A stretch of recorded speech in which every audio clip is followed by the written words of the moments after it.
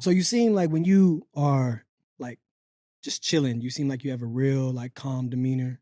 You chill, right? Yeah. Is there a different kind of fighter, a mindset when you go into a ring? Like, do you feel like you transform into somebody else, or Of course. You La have. Roca. Yeah. What you mean?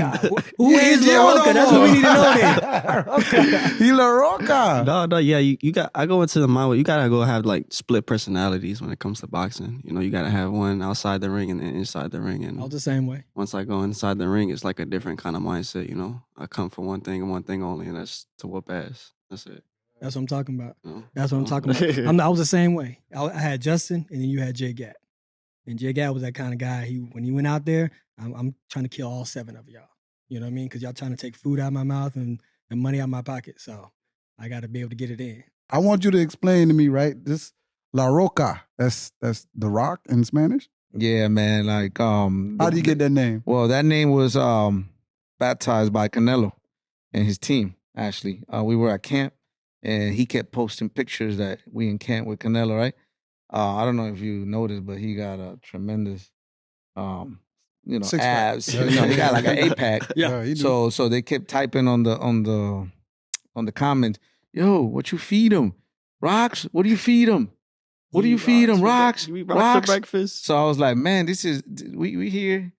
How about La Roca? You know? Yeah. That he eats rocks. Yeah, okay. So he looked like a rocks, and he kept going, and then I presented to the team, and actually the team said, yeah, that sounds good. That's it right there. That's it.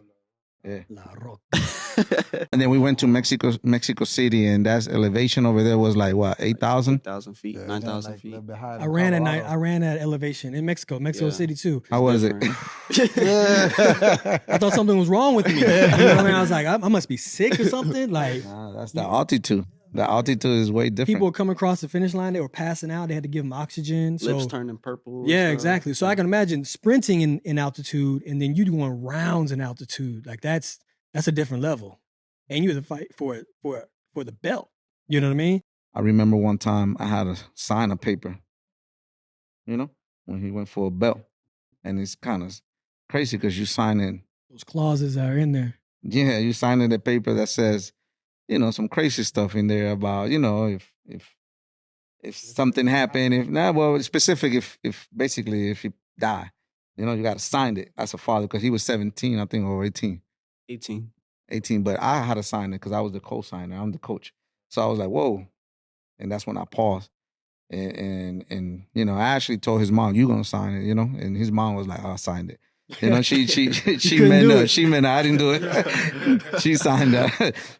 It was tougher for me as a father. Oh yeah, I can't imagine watching. People don't understand. Like, people think it's easier to be, father and a coach, and I disagree with that.